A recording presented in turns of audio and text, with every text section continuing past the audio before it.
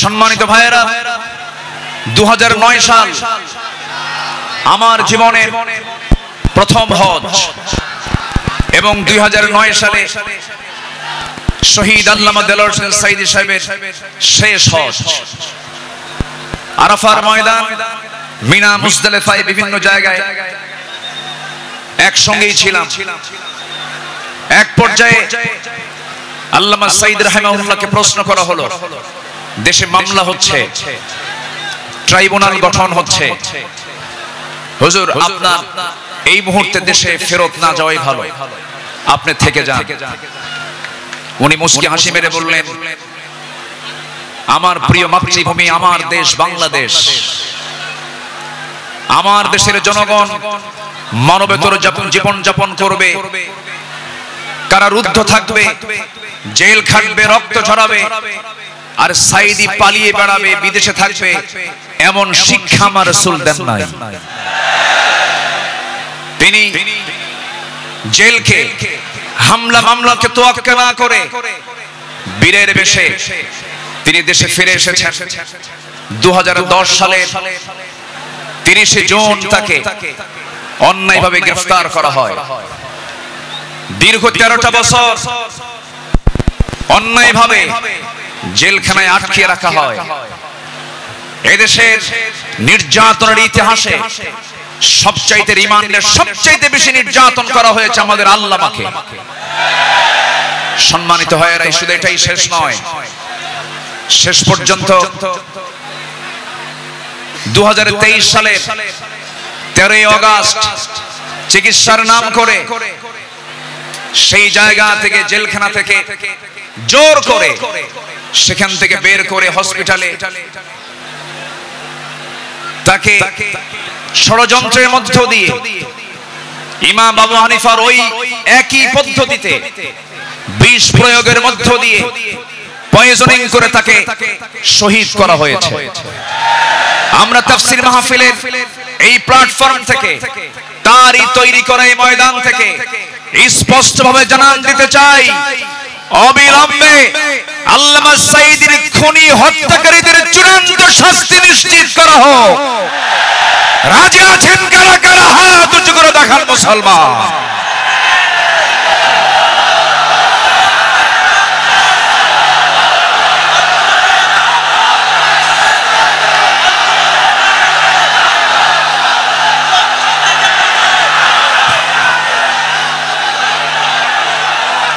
আল্লাহ কবুল করুন, জোরে বলি আমিন। 3টা অপরাধের কোনো ক্ষমা নাই। কয়টা? 3 অপরাধের কোনো ক্ষমা নাই। নাম্বার 1 কতলুন নফস, যারা হত্যাকারী তাদের কোনো ক্ষমা হতে পারে না। নাম্বার 2 আশ-শাইখুজ জানি, যারা বুড়ো জিনাকার, যারা বুড়ো হওয়ার পরও যারা জিনা করে তাদের কোনো ক্ষমা নাই। যারা দিন থেকে বের হয়ে যায় মুরতাদ, তাদের কোনো ক্ষমা নাই। সম্মানিত ভাইয়েরা, সম্মানিত বন্ধুগণ, সম্মানিত উপস্থিতি, আজকের এই উপস্থিতি প্রমাণ করে আগামীর দেশ কোরআনের দেশ, আগামীর দেশ ইসলামের দেশ। আল্লাহ কবুল করুন, জোরে বলি আমিন। আরো জোরে আমিন। আমার পরে আমাদের সবার কলিজার টুকরা মাজলুম দেশে থাকতে পারেন নাই, অনেক জুলুম তার উপর করা হয়েছে।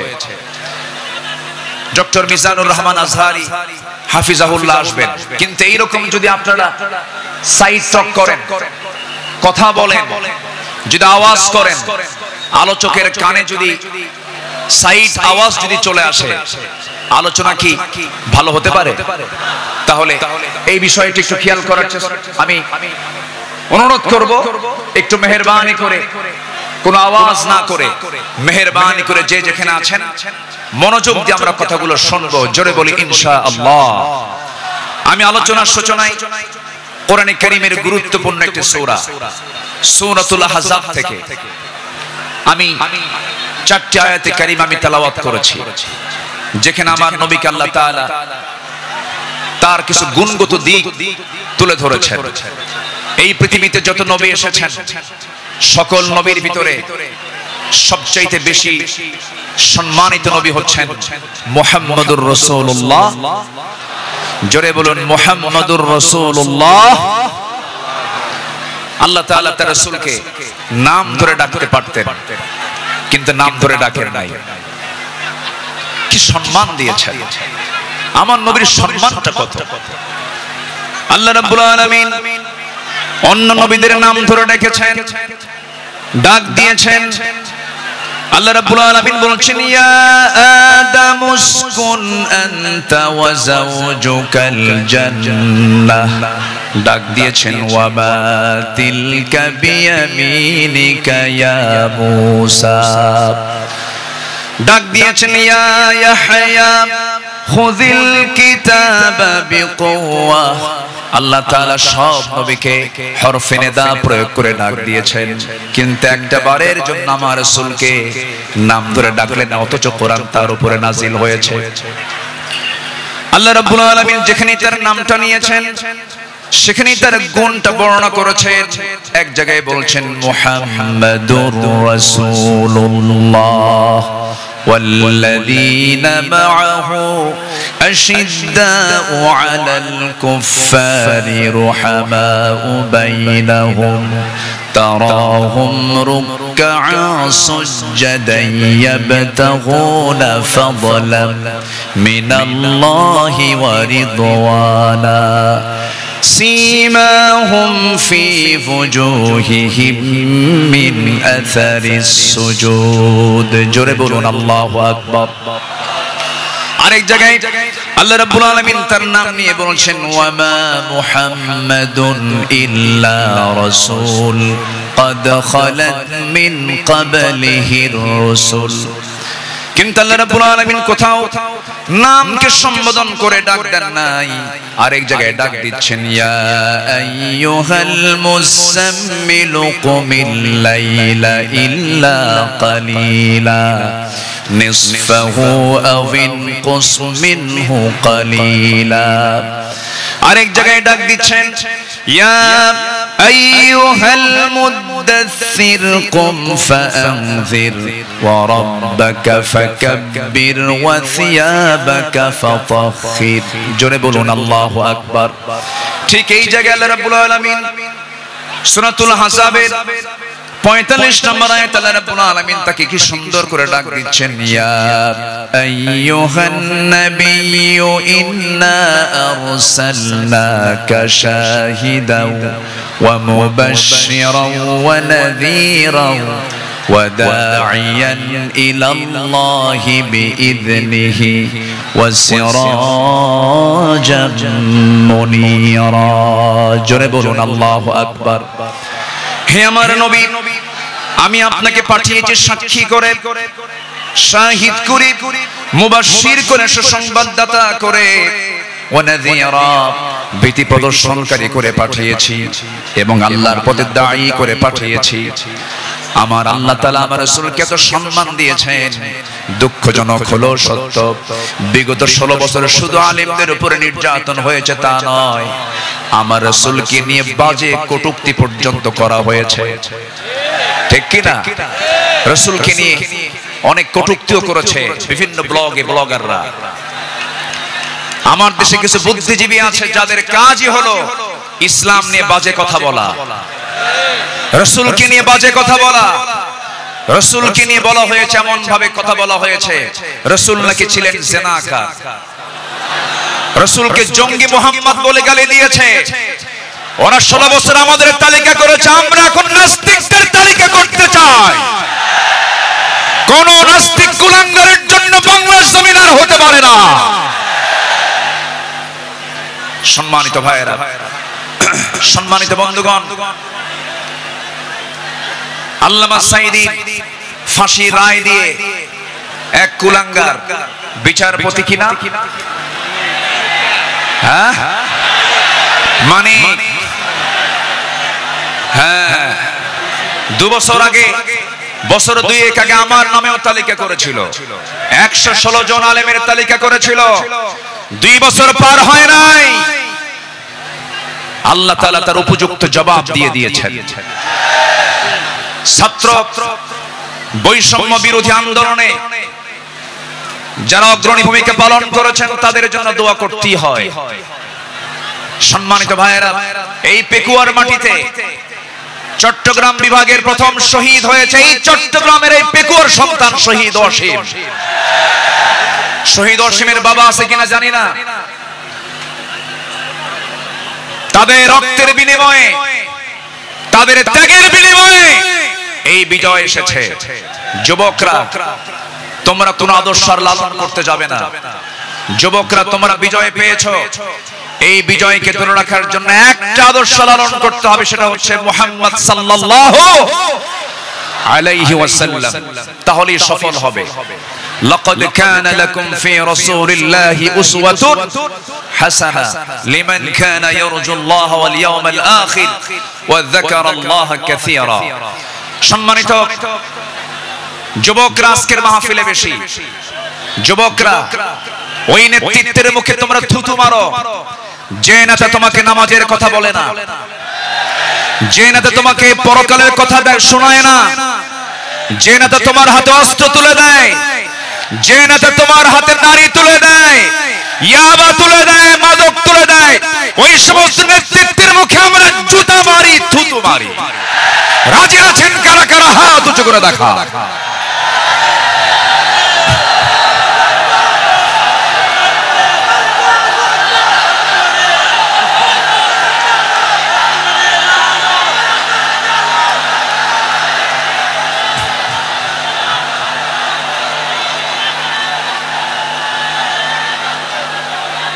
আল্লাহ কবুল করুন, জোরে বলি আল্লাহুম্মা আমিন।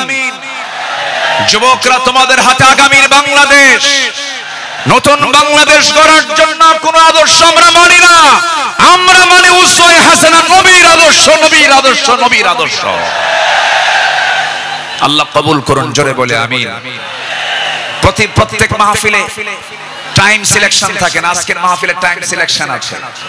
আমাকে খুব অল্প সময়ের মধ্যে হয়তো আমাকে শেষ করতে হবে, এই জন্য আমাকে সামারাইজ করে, সংক্ষিপ্ত করে কিছু কথা বলতে হচ্ছে। সম্মানিত ভাইয়েরা, সম্মানিত বন্ধুগণ, এই মাহফিলের এই প্ল্যাটফর্মে 16 বছর যারা এই কাজ করেছেন তাদেরকে ভালোভাবে মাহফিল করতে দেওয়া হয়নি। আমি আব্দুল্লাহ আমিন, আমাকে কত জায়গা থেকে মাহফিলের এই প্ল্যাটফর্ম থেকে, এই চেয়ার থেকে কতবার ধরে নিয়ে যাওয়া হয়েছে এটার হিসাব আমার নাই। সাতক্ষীরায় গেলাম, খুলনায় গেলাম, পাবনাতে, পাবনার দারুল আমান ট্রাস্ট, আল্লামা সাঈদীর শেষ মাহফিল ছিল 2010 সাল। এরপরে 2011, 12, 13, 14 এই কয়েক বছর মাহফিল কোনো মতো করতে পারছি। এরপরেই 2015 সালে সেই মাহফিল করতে গিয়ে আমাকে লক্ষ্য করে গুলি পর্যন্ত করা হয়েছে। সম্মানিত ভাইয়েরা, এরকম করে তারা চেয়েছিল এই আওয়াজকে বন্ধ করতে, কিন্তু না, কোরআনের আওয়াজ যারা বন্ধ করতে চেয়েছে তারা, তাদের আওয়াজই বন্ধ হয়ে গেছে। তারা কি আছে? আলেমরা পালায়, আস্তে কোন আলেমরা পালায়। পালায় কারা? আমাদেরকে যারা রাজাকার বলে গালি দিয়েছে, পাকিস্তানি রাজাকার বলেছে, আমরা কেউ পাকিস্তান যাই নাই। দিল্লি রাজাকার সব দিল্লি গিয়ে বসে আছে।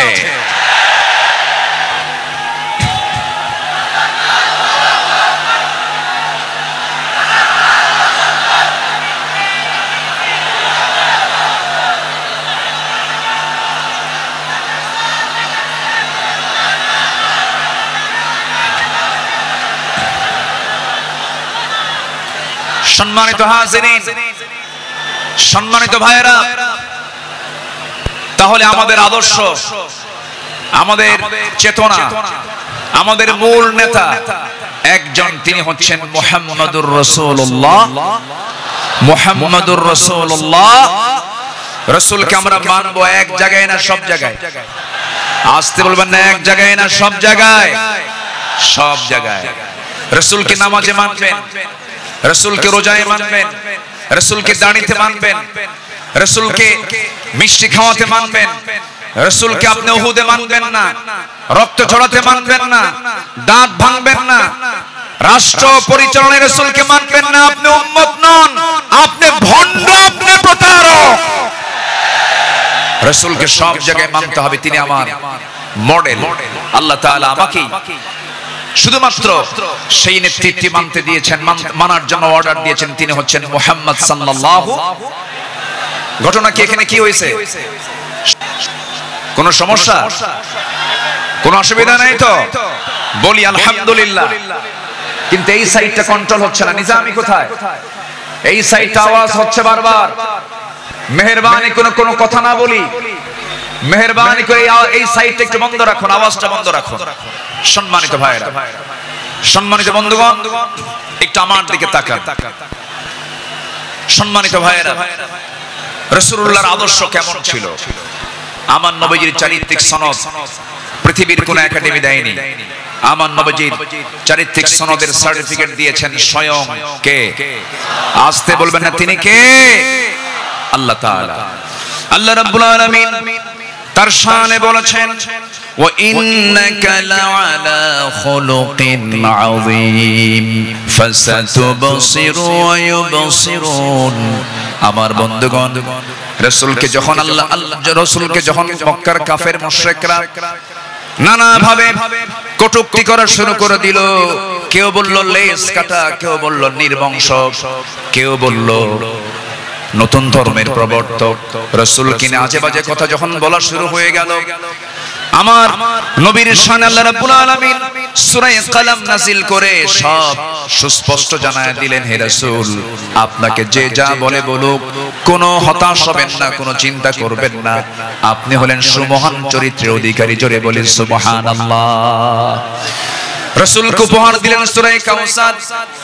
যারা পারেন ঠোঁট মিলিয়ে বলুন, ইন্না আ'তাইনাকাল কাউসার ফাসাল্লি লিরাব্বিকা ওয়ানহার ইন্না শানিআকা হুয়াল আবতার। হে রাসূল, আমি আপনাকে হাউজে কাউসার দান করেছি, অতএব আপনি নামাজ পড়ুন, আপনি কোরবানি করুন। যারা বলবে লেজ কাটা, তারাই হলো প্রকৃত লেজ কাটা। আমাদেরকে কত গালি দিয়েছে।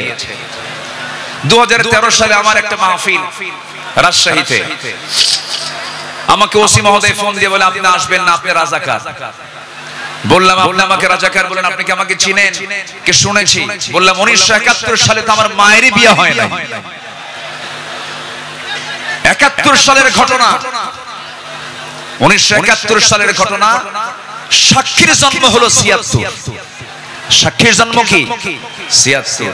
তাহলে এই সাক্ষী 71 এর ঘটনা দেখলো কেমনে? রূহের জগৎ থেকে দেখছে। এইরকম করে মিথ্যাচার করে তারা চালিয়েছিল 16 বছর। ফেরাউন পৃথিবীতে বেঁচে ছিল হলো 1600 বছর, এরা ছিল 16 বছর। সংখ্যার যে মিল হলো কেমনে বুঝলাম না। মিল আছে না নাই? চরিত্রেরও মিল আছে।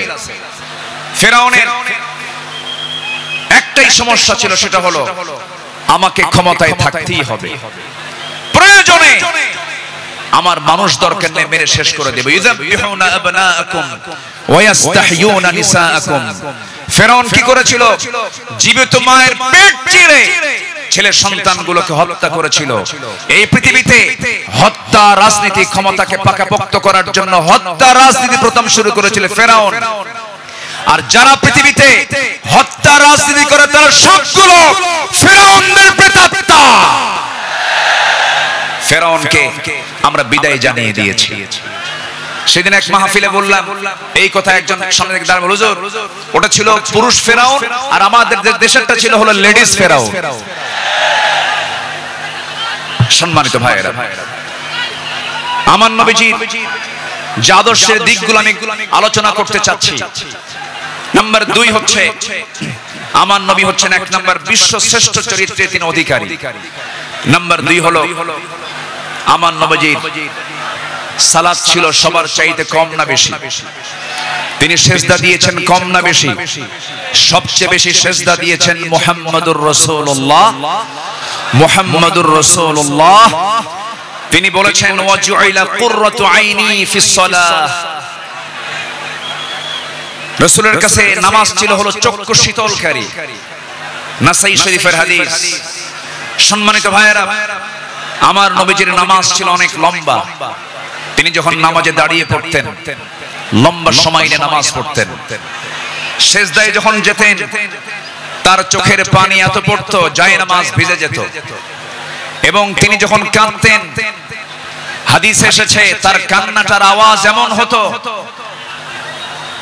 চুলার উপরে পানি গরম দিলে যেমন টকবকের একটা আওয়াজ হয়, আমার নবীজি যখন কাঁদতেন তখন টকবক করা পানির মতো আওয়াজ হতো আমার নবীজির মুখ থেকে। তিনি এত কাঁদতেন, অথচ তার জীবনের কোনো গুনাহ ছিল না। তিনি কাঁদতেন অঝরে ঝাড়ায়, সেজদায় পড়ে পড়ে ঘন্টার পরে ঘন্টা। কোন এক রাতের আধারে আমার নবীজি সেজদায় পড়ে কাঁদতেছেন, পাশে বসে আছেন আম্মা জান আয়েশা সিদ্দিকা রাদিয়াল্লাহু তাআলা আনহা। আমার নবীজি লম্বা সময় সেজদার মধ্যে পড়ে আছেন, তিনি সেজদা থেকে মাথা ওঠান না। নবীজির কোনো আওয়াজ নাই, নবীজির কোনো শব্দ নাই। ঘন্টা পার হয়ে যায়, আম্মা জান আয়েশা মনে করছেন রাসূল বুঝে ইন্তেকাল করলেন কিনা।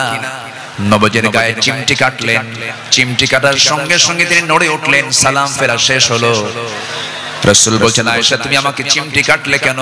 হুজুর আপনি নড়াচড়া করেন না, আমি আপনাকে চিমটি কেটে বুঝলাম আপনি জীবিত আছেন কিনা। রাসূল বলছেন আয়েশা রে, কাল হাশরের ময়দানে আল্লাহ যদি আমাকেও পাকড়াও করেন পার পাওয়ার আমারও কোনো উপায় থাকবে না, কিন্তু ইল্লা ইয়াতাগাম্মাদানা আল্লাহ, কিন্তু আল্লাহ পাক আমাকে রহমতের চাদর দিয়ে আমাকে আবৃত রাখবেন। জোরে বলি সুবহানাল্লাহ। নবীজি ছিলেন নাম্বার 3 সর্বশ্রেষ্ঠ সওম পালনকারী। তিনি সারা জীবন প্রতি সোমবার এবং বৃহস্পতিবার তিনি সওম পালন করতেন। আমার নবীজি তু'রাদুল আ'মালু ইয়াওমাল ইসনাইন ওয়াল খামিস ফাউহিব্বু আন ইউ'রাদা আমালি ওয়া আনা সাইম। আমার নবীজি সোমবার এবং বৃহস্পতিবার তার রোজা কখনো বাদ হতো না। শাবান মাসে সবচেয়ে বেশি তিনি রোজা পালন করেছেন। যুবকরা যৌবনকে কন্ট্রোল করতে হবে, তোমার যৌবন নষ্ট করা যাবে না। তোমার চরিত্র সাইয়েদনা ইউসুফের মতো হতে হবে। আগামীর নেতৃত্ব দিতে গেলে বিবাহ পূর্বক অবৈধ রিলেশন করা যাবে না, নোংরামি করা যাবে না। কিছু যুবক আছে দেখতে পাবে গার্লস স্কুলের সামনে যায় কিছু যুবক আছে ইতিমের মতো বসে থাকে, আছে না? কিছু আছে না? নাই, ইতিমের মতো বসে থাকে, বাপও নাই মাও নাই। না, তোমার এগুলো করা যাবে না। তোমার সামনে বহু কাজ পড়ে আছে। আলিয়া তোমাকে ডাকবে, লাইলি তোমাকে ডাকবে। সাইয়েদনা ইউসুফের চরিত্র নিয়ে রাজুলুন ইযা দাআতহু ইমরাতান যাত হাসাবিন ওয়া জামালিন ইন্নী আখাফুল্লাহ। যখন তোমাকে কোন সুন্দরী নারী যখন প্রেমের প্রস্তাব দিবে, কুপ্রস্তাব দিবে, তুমি বলে ফেলবে আমি কাকে ভয় করি? আল্লাহকে ভয় করি। এই চরিত্র নিয়ে তোমাকে এগুতে হবে। তোমার যৌবনকে কন্ট্রোল করার জন্য যদি কষ্ট হয় তোমার খুব বেশি, প্রয়োজনে রোজা রেখে দেবে। বলেছেন মুহাম্মদ সাল্লাল্লাহু আলাইহি ওয়াসাল্লাম, চরিত্রকে ধ্বংস করা যাবে না। ইউরোপ আমেরিকার সবচাইতে বড় ষড়যন্ত্র হলো, ইউরোপ আমেরিকার সবচাইতে বড় ষড়যন্ত্র হলো মুসলিম সমাজকে উলঙ্গ করে ঘর থেকে বের করে দেওয়া। অ্যাটম বম যতটুকু না ক্ষতিকর, তার চাইতে বড় ক্ষতিকর হলো আমেরিকার হলিউড, ভারতের বলিউড। যুবকরা ওই সমস্ত নোংরামি তোমার জীবনে আনা যাবে না। তোমার মাথার চুল থেকে শুরু করে নিয়ে পা পর্যন্ত প্রত্যেকটা জায়গায় থাকতে হবে নবীর আদর্শ। কিসের আদর্শ? নবীর আদর্শ। মাথার চুল ইদানিং দেখা যায় মাথার চুলগুলো কাটে কেমন করে জানি, দুই দিকে চুল নাই, পিছনেও চুল নাই, একেবারে চামড়া বের করা, মাথার উপরে গোল কইরা একদম নারিকেল জিনজিরা। আছে না নাই? আছে না নাই? একদম গোল করে রেখে দেয়। যখন বলা হয় এই ছেলে তুমি যে মাথার চুলটা এরকম করে রাখছো, এই মডেলটা পাইছো কোথায়? হুজুর বুঝবেন না। মেসি তুমি কে? নেইমার তুমি কে? কুত্তা। কারণ নেইমার মেসিরা তো কুত্তা নিয়ে শুয়ে থাকে, ঠিক কি না? ওরা কুকুর নিয়ে শুয়ে থাকে, তারা তোমার আদর্শ নয়। শার্টের সাইজ নাই, প্যান্টের সাইজ নাই, নতুন প্যান্ট কিনে আনে হাঁটু ফাটা। কি আমি কি ভুল বলতেছি? নতুন প্যান্ট কিনে আনে কি ফাটা? হাঁটু ফাটা। হাঁটুতে কাপড় নাই, ওই পোশাক পরে কি নামাজ হবে? আসতে বলো, ওই পোশাক পরে কি নামাজ হবে? হবে না। নামাজ হতে হলে আগে সতরটা ঢাকতে হবে। অনেকদিন আগে এক মসজিদে ঢুকলাম আমি, নামাজ শুরু করব, ঢুকেই তো 2 রাকাত নামাজ। আমাদের দেশে বিভিন্ন মসজিদে লেখা থাকে লাল বাতি জ্বলাকালীন অবস্থায় নামাজ নিষেধ। এটা মানবেন না। আমার নবীজির সুন্নাহ যদি মানেন তাহলে মসজিদে ঢুকেই কয় রাকাত নামাজ পড়েছেন মুহাম্মদ সাল্লাল্লাহু আলাইহি ওয়াসাল্লাম। তো আমি ভিতরে ঢুকে নামাজ শুরু করব, দেখি সামনে এক যুবক নামাজে দাঁড়াইছে, এরকম একটা প্যান্ট আর শার্ট নিয়ে। তো ভাবলাম দেখি ওর নামাজটা আগে দেখি। রুকুতে যখন গেছে, রুকুর ঠেলায় দেখি শার্ট উপরে, প্যান্টটা নিচের দিকে, মাঝখানে ফাঁকা। তো ভাবলাম এই তো রুকুর হাল, সেজদায় যে কি হবে আল্লাহই জানে। সেজদায় যখন গেছে তখন দেখি প্যান্ট খুইলা আন্ডার প্যান্ট বের হইছে। এই হলো পোশাকের হাল। এই জাতীয় কোন পোশাক যুবকরা পরবে না। তোমার সূরত এবং সিরাত হতে হবে নবীর আদর্শ উজ্জীবিত, নবীর আদর্শের মতো হতে হবে, নবীর আদর্শকে লালন করতে হবে। সম্মানিত ভাইয়েরা, নাম্বার 4, আমার নবী ছিলেন অশেষ দানশীলতার শ্রেষ্ঠ একটা উদাহরণ। তিনি বেহিসাবি দান করতেন, কিচ্ছু রাখতেন না, সব দিয়ে দিতেন দিন প্রতিষ্ঠার সংগ্রামে। রাসূল যেদিন মারা যাবেন, আমার নবীজির ইন্তেকালের সময় হয়ে গেল, নবীজি দুনিয়া থেকে বিদায় নেবেন। আম্মা জান আয়েশার মাথা, আম্মা জান আয়েশার উরুর উপরে মাথা রেখেছেন। নবীজি যে কোনো মুহূর্তে দুনিয়া থেকে বিদায় নেবেন। এমন সময় বলছেন, আয়েশা রে, আমি মনে হয় দুনিয়া থেকে বিদায় নেব, আমার মনে হয় বিদায় লগনটা চলে আসছে, যে কোনো মুহূর্তে মালাকুল মউত চলে আসবে। দেখো তো আমার ঘরের মধ্যে কোনো কিছু আছে নাকি। গোটা ঘর তালাশ করে কয়েকটা স্বর্ণের টুকরা বের হলো। আমার নবীজি হাতের তালুতে নিয়ে বললেন, আয়েশা, এতটুকুন সম্পদ আমি রাখতে চাই না, এতটুকুন সম্পদ আমি একামতে দিনের কাজে আমি দান করে দুনিয়া থেকে বিদায় হতে চাই। আমার নবীজি 2 হাতে দান করেছেন। নাম্বার 5 হলো পৃথিবীর সবচেয়ে শ্রেষ্ঠ সৎ প্রেমময় এবং সৎ ন্যায়পরায়ণ স্বামী ছিলেন। আম্মা জান আয়েশা বলেন, রাসূল আমাকে এত পরিমাণ ভালোবেসেছেন, রাসূল বলেছেন শরীর খাবার যেমন শ্রেষ্ঠ, আমার স্ত্রী হলো সবার মধ্যে শ্রেষ্ঠ। আমি আয়েশাকে দারুণ ভালোবাসি। আমার নবীজি একজন আদর্শ স্বামী ছিলেন, শ্রেষ্ঠ স্বামী ছিলেন। আমার নবীজির চারিত্রিক গুণ নিয়ে যদি আমরা আলোচনা করতে যাই, গোটা রাতও শেষ হবে না, কেউ কোনোদিন শেষও করতে পারবে না, কারণ তার চারিত্রিক সনদ আল্লাহ পাক নিজে দিয়েছেন। আর তার চরিত্র হলো কানা খুলুকুল কোরআন, তার চরিত্রই হলো কোরআনে কারীম। জোরে বলে সুবহানাল্লাহ।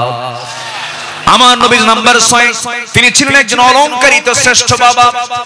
এমন বাবা পৃথিবীতে আর খুঁজে পাওয়া যাবে না। রাসূল 4 মেয়ের বাপ ছিলেন। কয় মেয়ের বাপ ছিলেন বলেন? আস্তে কয় মেয়ের বাপ ছিলেন? আল্লাহ পাক আমাকেও আপনাদের দোয়ায় 4টা মেয়ের বাবা আমাকে বানিয়েছেন। এত আস্তে আলহামদুলিল্লাহ বললেন, বিয়ে কি আপনি দিবেন নাকি? এটা জোরে বলেন না আলহামদুলিল্লাহ। হ্যাঁ, 4টা মেয়ের বাবা ছিলেন মুহাম্মদ সাল্লাল্লাহু আলাইহি ওয়াসাল্লাম। নবীজি মেয়েদেরকে বিয়ে দিয়েছেন। সাইয়েদনা ওসমানকে মেয়ে দিয়েছেন, আবার সাইয়েদনা আলীকেও মেয়ে দিয়েছেন। একজনকে দিয়েছেন ধনী ছেলের সাথে, আরেকজনকে দিয়েছেন গরিব ছেলের সাথে। রাসূল কি ব্যালেন্স করেছেন। সবচেয়ে প্রিয়, সবচেয়ে আদরের দুলালি ফাতিমাকে গরিব ছেলের সঙ্গে বিয়ে দিয়েছেন। বিয়ে যেদিন দিলেন, রাসূল বললেন, ও ফাতিমা, আমি তোমাকে এমন স্বামী তোমার হাতে তুলে দিলাম, এমন স্বামী আমি তোমাকে দিলাম, যার সম্পদ নাই, টাকা নাই, পয়সা নাই, ঘর নাই, বাড়ি নাই, কিচ্ছু নাই, কিন্তু মাথা থেকে পা পর্যন্ত তাকওয়া দিয়ে ভরা। জোরে বলে সুবহানাল্লাহ। এমন স্বামী তোমাকে দিলাম। চলে যাও বাবার ঘর থেকে স্বামীর ঘরে গিয়ে করে খাও। মৃত্যুর দিন পর্যন্ত যেন স্বামীর বিরুদ্ধে একটা নালিশ আমার কানে না আসে। এই কথা বলে বিদায় দিয়ে দিলেন। আমার নবীজি 3 দিন পার হয় নাই, ফাতিমাকে না দেখলে তিনি অস্থির হয়ে যেতেন। আমার ফাতিমা কোথায় গেল, আমার ফাতিমা কোথায় গেল। আমার নবীর ঘরে একদিন ফাতিমা আসলেন, বসে বসে তিনি সালাত আদায় করছেন। রাসূল বলছেন, ফাতিমা বসে বসে নামাজ পড়া তো তোমার ঠিক নয়, তুমি তো যুবতী মানুষ।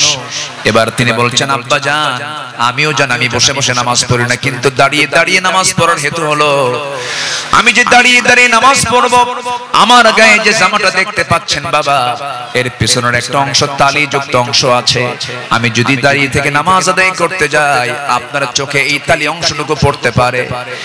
আপনি হয়তো আমার স্বামীর ব্যাপারে নেগেটিভ সেন্স আনতে পারেন, আরে আমার মেয়ে কালি কাপড়ে কষ্ট দেয়, আমার স্বামীর এতটুকু দুর্নাম প্রকাশ পেয়ে যাক, আমি এটা চাই নাই বলে আমি বসে বসে নামাজ আদায় করছি। জোরে বলি সুবহানাল্লাহ। এবং মেয়েকে বিয়ে দিয়ে বললেন, ও আমার মেয়ে ফাতিমা, স্বামীর ঘরে চলে যাও, মৃত্যুর দিন পর্যন্ত যেন স্বামীর বিরুদ্ধে একটা নালিশ যেন আমার কানে না আসে। সংসার করে খাও, বিয়ের পরে বাবার ঘরের চাইতে শ্রেষ্ঠ ঘর হলো স্বামীর ঘর, স্বামীর ঘরে করে খাও। কিন্তু আজকের বাপরা কি তা কয়? আজকের বাপরা কি কয় জানেন? মেয়ে বিয়ে দিয়ে কয়, মা চলে যা স্বামীর ঘরে, যদি কিছু বলে শুধু ফোন দিবি, খাইয়া ফালামো। ঠিক আছে না? এই আচরণ করা ঠিক নয়। আমার নবীজি একদিন বসে আছেন, ফাতিমা রাদিয়াল্লাহু তাআলা আনহা তিনি তার আব্বার সঙ্গে দেখা করার জন্য আসছেন। এসে বলছেন, আব্বা আপনি হলেন রাষ্ট্রপ্রধান, আপনি যা বলবেন তাই হয়ে যাবে। আমি অভিযোগ নিয়ে আসি না, স্বামীর সঙ্গে পরামর্শ করে এসেছি। আমরা যে ঘরে থাকি ভাড়ার ঘর, মেঝেটা কাঁচা, গায়ে পায়ে কাপড়ের ময়লা লেগে যায়। আপনার দুইটা নাতি হাসান হোসেন, এদেরকে নিয়ে আমি সামলাতে পারি না। দেখুন তো একটা খাদেম নিযুক্ত করা যায় নাকি, একটা কাজের মানুষ নিযুক্ত করা যায় নাকি? আমার রাসূল বলছেন, ও আমার কলিজার টুকরা মেয়ে ফাতিমা, এদিকে আসো। তোমার বাবা তার নিজের কাপড় নিজে ধৌত করে, নিজের ঘর নিজে ঝাড় দেয়। তোমার পিতা কারো সাহায্য নেয় না তার ব্যক্তিগত কাজের ক্ষেত্রে। আমি চাই আমার মেয়ে ফাতিমা তুমি এমনই থেকে যাও, দুনিয়াটাকে বড় করার চেষ্টা করো না ফাতিমা। আমি তোমাকে একটা আমল শেখায় দিচ্ছি, তুমি যাও সে আমলটা করো। সুবহানাল্লাহ, আলহামদুলিল্লাহ, আল্লাহু আকবার 33 34 বার করে সকাল সন্ধ্যা পড়বে। আমার আল্লাহ তোমার সমস্ত কাজের জিম্মাদার হয়ে যাবেন। জোরে বলি সুবহানাল্লাহ। আমার বন্ধুগণ, নাম্বার 7 হলো রাষ্ট্রে প্রথম মসজিদ প্রতিষ্ঠা তিনি করেছেন, ইসলামী সংস্কৃতি প্রতিষ্ঠা করেছেন। নাম্বার 8 হলো বিশ্ববাসীর জন্য তিনি প্রেরিত কোরআনের প্রথম এবং শ্রেষ্ঠ প্রধান শিক্ষক তিনি। ইন্নামা বুইসতু মুআল্লিমান বুইসতু লিউতাম্মিমা মাকারিমাল আখলাক। রাসূল বলেন, আমি পৃথিবীতে প্রেরিত হয়েছি মানুষের চারিত্রিক মানকে তার চূড়ান্ত শিখরে পৌঁছে দেবার জন্য। জোরে বলি সুবহানাল্লাহ। ময়দানে তিনি ছিলেন অগ্রগামী, সাহসী একজন নেতা। বদর, উহুদ, খন্দক এই সমস্ত যুদ্ধ তার প্রমাণ। প্রতিটা যুদ্ধে আমার নবী যে সবার পেছনে না সবার আগে, সবার পেছনে না সবার আগে, সবার আগে। সবচেয়ে মার খেয়েছেন উহুদের ময়দানে, সবচেয়ে বেশি রক্ত ঝরিয়েছেন মুহাম্মদুর রাসূলুল্লাহ, মুহাম্মদুর রাসূলুল্লাহ সাল্লাল্লাহু আলাইহি ওয়াসাল্লাম। নাম্বার 10, সময় তো অল্প, আমাকে সংক্ষিপ্ত করে বলতে হচ্ছে। নাম্বার 10, সর্বদা তওবার জন্য অস্থির চিত্তের অধিকারী, অস্থির মনের অধিকারী, সর্বদা তিনি তওবা করতেন এবং তিনি বলতেন, তুবু ইলাল্লাহ ফাইন্নী আতুবু ফিল ইয়াউমি 100 মাররা। ও আমার সাহাবীরা, তোমরা বেশি করে তওবা করো, আমি বিশ্বনবী সারা দিনে 100 বারেরও বেশি বার তওবা করি। আল্লাহু আকবার। এই আমলগুলো আল্লাহ পাক সবাইকে করার তৌফিক দান করুন। জোরে বলি আমিন। নাম্বার 11, এই পৃথিবীতে সবচেয়ে বড় জাকির ছিলেন, সবচেয়ে বেশি তিনি জিকির করানোওয়ালা ছিলেন মুহাম্মদ সাল্লাল্লাহু আলাইহি ওয়াসাল্লাম। তিনি বলেছেন, মান ক্বালা সুবহানাল্লাহ ওয়া বিহামদিহি ফি ইয়াউমিন 100 মাররাতিন হুত্তাত খাতায়াহু ওয়া ইন কানাত মিসলা যাবাদিল বাহর। অর্থাৎ যদি কেউ 100 বার সুবহানাল্লাহ ওয়া বিহামদিহি এটা যদি বলতে পারে, তাহলে সমুদ্রের ফেনা পরিমাণও যদি গুনাহ হয়, সেই গুনাহ আল্লাহ পাক তার জীবন থেকে সাফ করে দিবেন। রাসূল তার জিহ্বা সর্বক্ষণ কার জিকিরে ব্যস্ত থাকতো? আসতে বলবেন কার জিকিরে ব্যস্ত থাকতো? আল্লাহর জিকিরে। নাম্বার 12 হলো ধৈর্যশীলতা। জীবন্ত উদাহরণ ছিলেন মুহাম্মদুর রাসূলুল্লাহ সাল্লাল্লাহু আলাইহি সাল্লাম। ধৈর্য কাকে বলে, ধৈর্য কি, তার বাস্তব প্রমাণ হচ্ছেন মুহাম্মদ সাল্লাল্লাহু আলাইহি ওয়াসাল্লাম। মক্কার 13টা বছর তিনি মার খেয়েছেন, কত নির্যাতন সহ্য করেছেন, কত অত্যাচার তিনি সহ্য করেছেন। মক্কার 13 বছরের সাহাবা একরামকে মেরে মেরে রক্তাক্ত করেছে। খাব্বাবকে মেরে জ্বলন্ত অঙ্গার পিঠের মধ্যে ঢুকে গেছে, চর্বি দিয়ে অঙ্গার নিভে গেছে, তবুও তাদের মুখ থেকে একবারের জন্য বাদ যায়নি লা ইলাহা ইল্লাল্লাহ। কি ধৈর্যশীলতার তিনি পিরামিড ছিলেন, ধৈর্যের এক পিরামিড ছিলেন মুহাম্মদ সাল্লাল্লাহু আলাইহি ওয়াসাল্লাম। মক্কার মাটিতে নির্যাতন করা হয়েছে, সাহাবে কেরামদের উপরে অমানবিক পাশবিক অত্যাচার করা হয়েছে, কিন্তু এক চুল পরিমাণ তারা নড়েন নাই। বেলালের কথা কে না জানেন, সুমাইয়ার কথা কে না জানেন, ইয়াসার পরিবারের কথা কে না জানেন। এই সমস্ত সাহাবে কেরামের রক্তদানের মধ্য দিয়ে দিন কায়েম হয়েছে। সম্মানিত ভাইয়েরা, দিন কায়েমের জন্য যদি ধৈর্যের পরিচয় দিয়ে 13 বছর মক্কায় মার খেয়ে মদিনার 10 বছরে যদি সাহাবে কেরামের জীবন দিতে হয়, আমার নবীজির দান্দা মোবারক শহীদ করতে হয়, কোমর যদি হারাতে হয়, আমার নবীজির মাথা থেকে পা পর্যন্ত অসংখ্য আঘাতের চিহ্ন যদি বহন করতে হয় নবীজির জীবন থেকে, সেই দিন কায়েমের জন্য আগামীর বাংলাদেশ আমরা দিন প্রতিষ্ঠার জন্য যদি আমাদের রক্ত দিতে হয়, জীবন দিতে হয়, সেই নবীর পন্থায় কি জান মাল কুরবান দিতে রাজি আছেন? রাজি আছেন কারা কারা?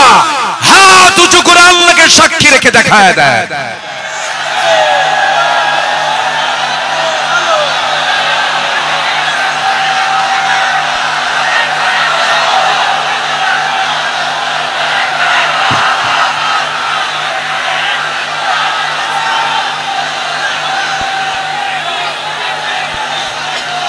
আল্লাহ কবুল করুন, জোরে বলে আমিন, আরো জোরে আমিন। বাইরে জীবন দেওয়া তো সস্তা না, যত রক্ত লাগে দেব, প্রয়োজনে লোক পাঠাবো, আমি যাব না।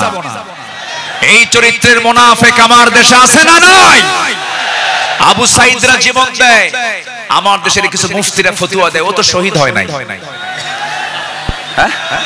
আবু সাইদরা জীবন দেয়, শহীদ অসীমরা জীবন দেয়, আমার দেশের কিছু ফতুয়া সন্ত্রাস, এগুলো ফতুয়া সন্ত্রাস। এরা ফতুয়া দেও নাকি শহীদ হয় নাই, তুমি কোন কসু করছো? আমার দেশে 16 বছর অনেক উলামা, অনেক আলেম আমার দেশে অবস্থান করছেন, এখনো আছেন। বিগত 16 বছর তাদের উপর একটা মামলা তো দূরের কথা, একটা আচরও গায়ে লাগে নাই। দেশ যখন পট পরিবর্তন হয়েছে, চোরের মায়ের বড় গলা।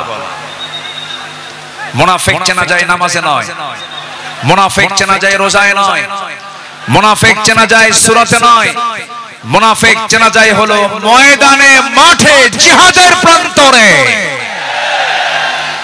সম্মানিত ভাইয়েরা, আমার সময় ফুরিয়ে যাচ্ছে, আমি যে কোনো মুহূর্তে শেষ করে দেব। আজকের মাহফিলে আরো কাঙ্ক্ষিত মেহমান আছেন, বিশেষ করে আমার পরপরই আসছে নাকি?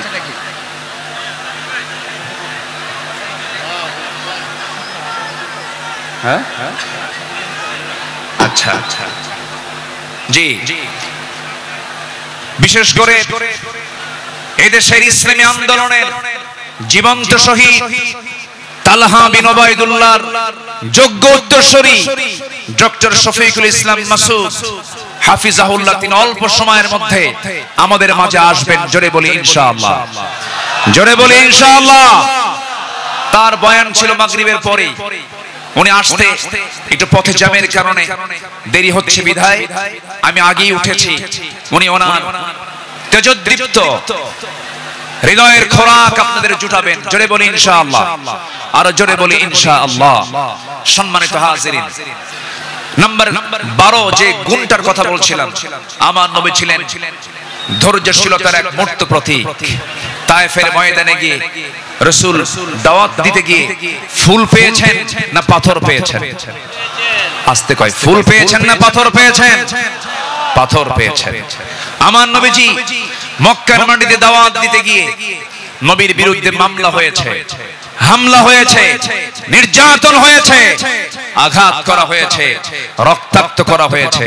রাসূল 13 বছর মার খেয়েছেন, কিন্তু মদিনায় আসার পরে তিনি শুধু মার খান নাই, মার দিয়েছেন। এখান থেকে প্রমাণ হয় মায়ের খাওয়া যেমন সুন্নাত, মায়ের দেওয়া তেমন সুন্নাত। প্রয়োজনে বাতিল শক্তিকে আঘাত করার জন্য মায়ের দিতে হবে। রাজি আছেন কারা কারা? হাত উঁচু করে দেখা।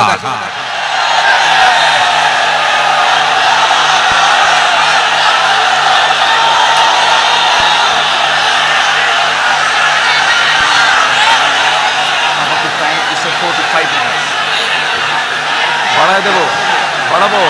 আচ্ছা আচ্ছা।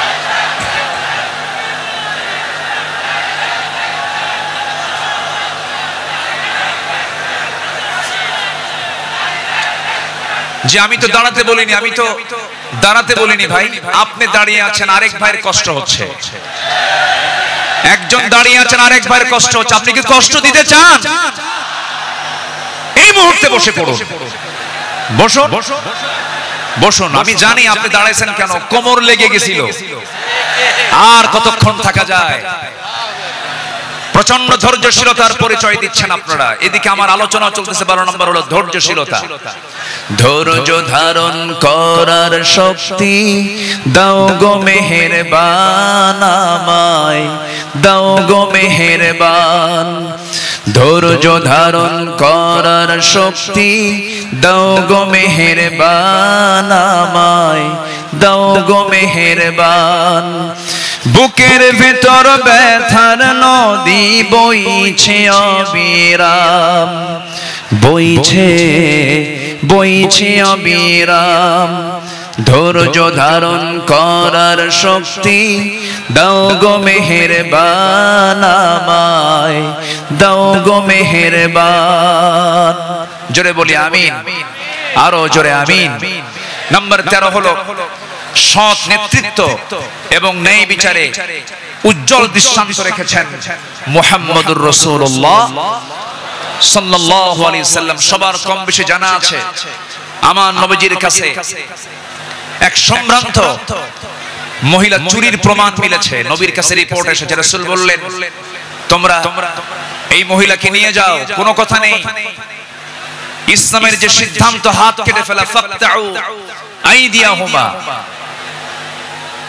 আস-সারিকু ওয়াস-সারিকাতু ফাকতাউ আইদিয়াহুমা, কোনো কথা নেই, চুন্নি হলেও হাত কেটে দিতে হবে। সেই সম্ভ্রান্ত পরিবারের সদস্যবৃন্দ সাইয়েদনা ওমর ফারুকের কাছে গেলেন, গিয়ে বলতেছে, সাইয়েদনা ওমর, আপনি যদি একটু সুপারিশ করতেন, হয়তো আমাদের রাসূল একটু এখানে ক্ষমার দৃষ্টিতে দেখতেন, লঘু শাস্তি দিতেন। সাইয়েদনা ওমর ফারুক যখন তার কাছে গিয়ে বললেন, ইয়া রাসূলুল্লাহ, সম্ভ্রান্ত পরিবারের মেয়ে, দেখুন তো একটু এই জায়গায় শাস্তিটাকে কমিয়ে লঘু করা যায় কিনা। আমার নবীজির চেহারা রক্তিম আকার ধারণ করলো, নবীজির চেহারা লাল বর্ণ আকার ধারণ করলো। নবীজি এবার বলছেন, ওমর, তোমার দারাজ কণ্ঠ কোথায় গেল? তোমার আওয়াজ তো খুব স্লো হয়ে গেছে, তুমি এমন দারাজ কণ্ঠ তোমার হারিয়ে গেল কেন? ওমর, তুমি আমাকে যে প্রস্তাব দিতে এসেছো, আমি তোমাকে স্পষ্ট ভাষায় জানান দিতে চাই। এই জায়গায় যদি আল্লাহি লাউ আন্না ফাতিমাতু বিনতে মুহাম্মদ সারাকাত লাকাতাতু ইয়াদাহা, যদি এই মুহূর্তে আল্লাহর কসম করে বলি, আমার কলিজার টুকরা ফাতিমা বিনতে মুহাম্মদ যদি চুরি করে ধরা পড়ে যেত, আমি রাসূল সময়কে সাক্ষী রেখে নিজ হাতে আমি আমার ফাতিমার হাত কেটে দিতাম। জোরে বলি আল্লাহু আকবার, আরো জোরে আল্লাহু আকবার। সেই বিচার, সেই শাসনকে আমরা দেখতে চাই। সেই বিশ্বনবীর তৈরি করা, তিনি যে পার্লামেন্ট তৈরি করেছিলেন, যে আদালত কায়েম করেছিলেন, কোরআনের আদালত, সেই কোরআনের আদালতকে আমরা দেখতে চাই। তাহলে আমরা সৎ এবং যোগ্য নেতৃত্ব কায়েম করব, সেই কাজে আমরা নিজেকে প্রস্তুত করব। জোরে বলি ইনশাআল্লাহ।